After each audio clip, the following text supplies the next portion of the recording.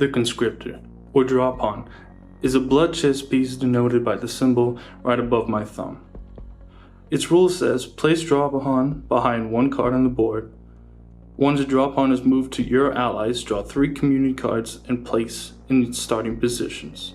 Remove effect once in allies or if card is killed. So, last turn, I put the draw pawn behind this 6.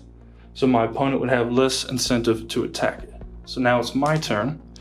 I'm going to take this 4 right here, starting position in recruits. So we have +2 brown, which will allow me to move this to my allies. No orange, we do the 2 draws. And now I can activate the draw pawn's rule, which is draw 3 community cards, place in their starting positions. 1, 2, 3. And so we have a wide selection here. So I'll take the 12 to Loyalist. The 6 also goes to Loyalist.